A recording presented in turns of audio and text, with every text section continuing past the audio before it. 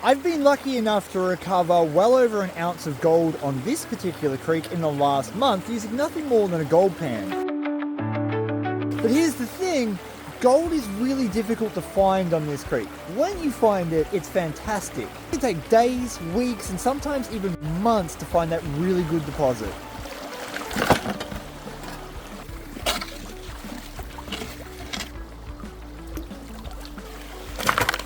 Whilst the gold is in fact here, the gemstones tend to sit with the black sand.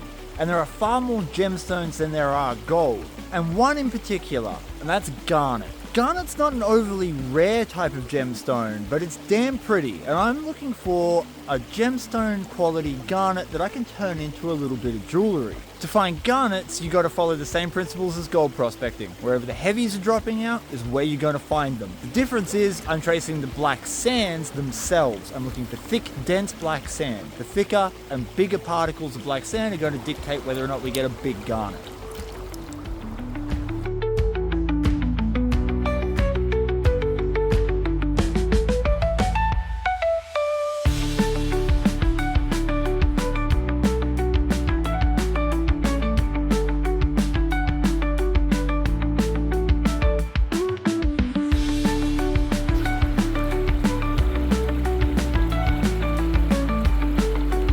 So far, all the gold that I've collected today is a byproduct. How's that? Garnets for a primary and gold as a byproduct. These are two of the bigger garnets that I've already managed to recover today, and there's a lot more in my cons bucket.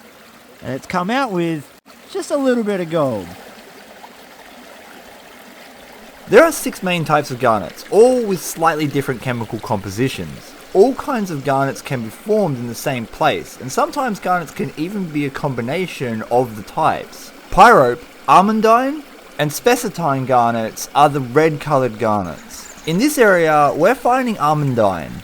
They're primarily used for industrial purposes like sandblasting and water jet cutting. But it is still quite difficult to get a gem quality stone worth cutting. The spot that I'm currently working is giving me a reasonable amount of small garnets and, luckily for me, a little bit of gold. And I tracked it down the creek just the same as I would with gold prospecting. There's lots of crevices, lots of places you can yabby pump, lots of places you can check gravel. I'm definitely going to keep working this spot because I am getting gold, but just over there, I'm getting far more garnet. Everything in a creek sorts itself out based on density. That's why you'll get gold with less garnet, because garnet, whilst really dense, isn't as dense as gold, meaning that it settles out in a slightly different location. Follows the same principles, but because of density, it separates itself away.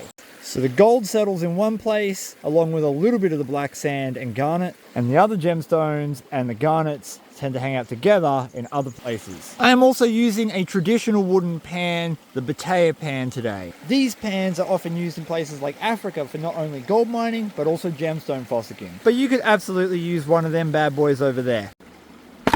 Long distance shot. Too good for your pan. This is the first in a series of videos that I'm making on garnet fossicking. And you're going to see me employ several different techniques and methods to extract the garnets from the creek. When it comes to industrial mining, you can use either wet or dry processes. All wet processing works exactly the same as gold prospecting, using gravity separation. But the dry processing involves something kind of unique and special. I've made a full video on this, and if you don't want to miss out, consider hitting the subscribe button and turning on all notifications. Can't argue with that. There's a nice red garnet. Oh yeah. This spot seems to have a lot more larger gemstones, so this side of the creek is where I want to concentrate, mostly because I want to see those much larger pieces like that. That is a good garnet. Actually got a little bit of gold in that one too. There was a really decent section of gold there. That's where most of the gold I got today came from. And it's coming from this pit. You can see a little pit just there. That's an old timer's loaming hole that's been washed out. So all the gold, I think, concentrated off that. But you can see the fast water is going to push a straight line literally to where I'm digging. So that's why I think there's something here. But this is still going down. I'm not actually on the bedrock yet. And it looks like there's actually a deep trench in the middle here. So just maybe we might get a little bit of gold with this.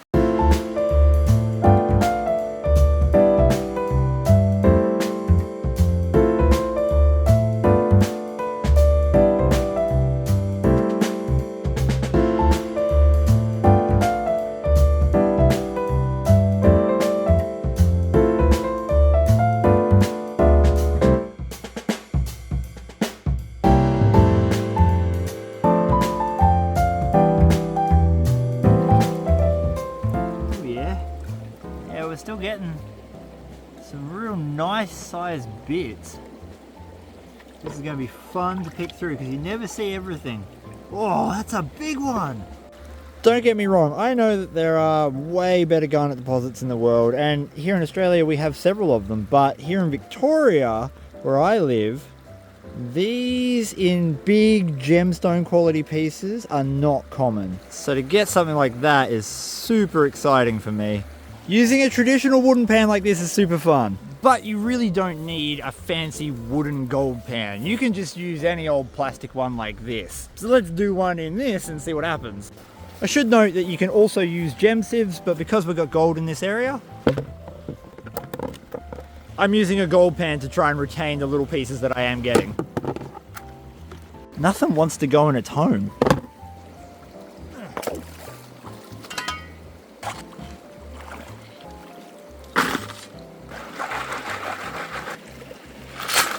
It is literally the exact same as panning for gold. The only difference is because you want to retain as much of the black sand as you can to pick through it and find those tiny gemstones, you want to go a little bit more gentle when you start seeing the black sand like I am now in this corner.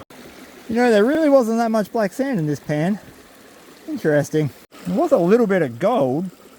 You're going to get richer and poorer sections in any hole, and I just shifted a whole bunch of grass off the top, meaning that we had a lot of light overburden. Let's try that again.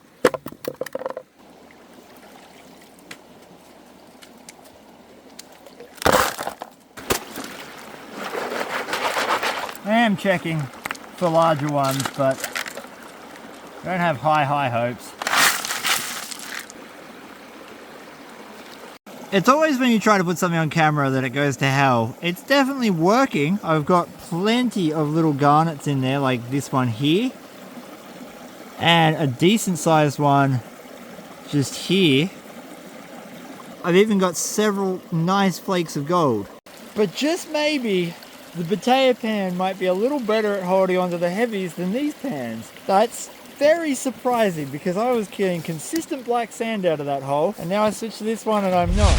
We could absolutely argue about which of these pans is better for this particular thing, and this is going to have to be a full-length video that I'm going to do in the future, and you should probably hit subscribe if you want to see that, because the very next pan out of the exact same spot, and I got infinitely more black sand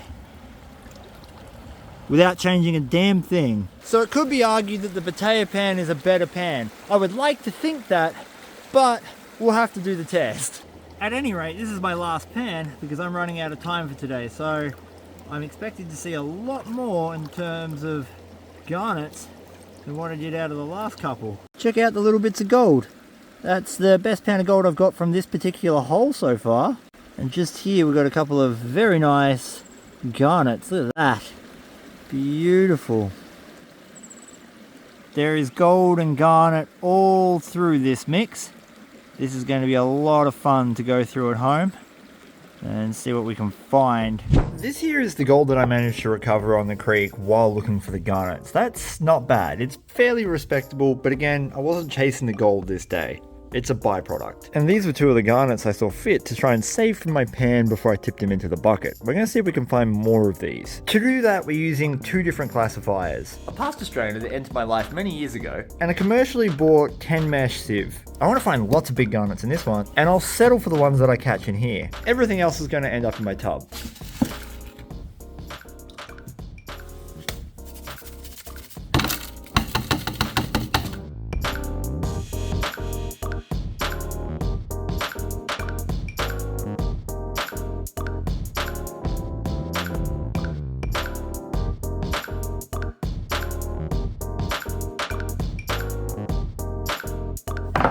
There will absolutely be thousands of really small garnets in the stuff that's smaller than kitchen strainer size, but I'm not after them. I'm after something a little bit bigger and a little bit prettier.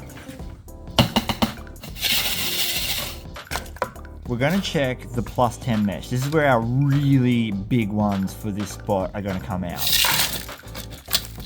Truth be told, I'm not fully expecting to find any significant large ones other than the ones that I already saw in the pan. But you never know, it's worth checking, right? And it helps if we do it in the sunlight. There are a few ways of going through this, but in the sunlight is by far the easiest. Being red-green colorblind does not help doing this at all. Oh, yep.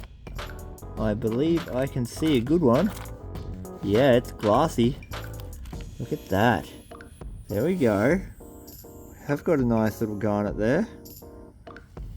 The more I look in this pan, the more I'm seeing there's another good one just there. We're actually finding quite a lot in the plus 10 mesh. Look at that. Got that one.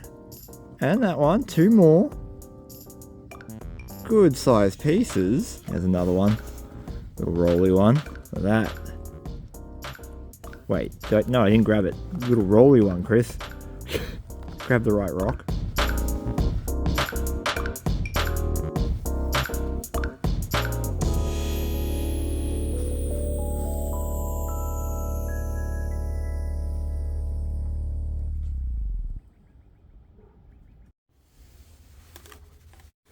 Alright,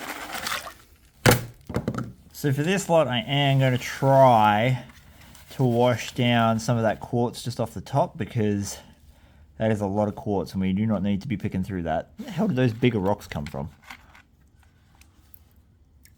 Oh, I can see heaps of them. Holy crap, even I can see that. Wow. They're little, but there's plenty of them.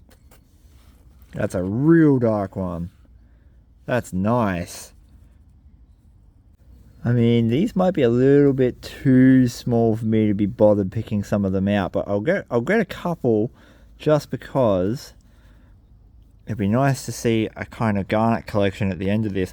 The potential on this creek to get some good quality ones I think is very real. It'd just help if I wasn't colorblind and I had a little bit more time to put in sieving some of this stuff down, maybe with a proper gem sieve, so that I could concentrate the gemstones in one position and just hyper concentrate my cons. There are so many more in there. I could spend days picking through this sort of material to find them all. That's just what I pulled aside. Some of them I'll keep, some of them I'll just put back in the dirt, but this is pretty damn cool to see that many garnets from such little effort. There would be thousands more in the under kitchen strainer size, but good luck trying to pick all them out. So far, that's where I've ended up after the second day out on Garnet Creek. I am stoked with that result. I am curious to know how many carats of garnets I managed to recover. Some of these are really clear and quite nice, but I don't think any of them are really big enough to be able to facet. Mind you, I'm not a gem faceter. What would I know? 8.665 carats of garnets. Nice. And I also managed to recover a fair amount of gold, so we'll just quickly check how much that was. Bloody hell, a gram of gold.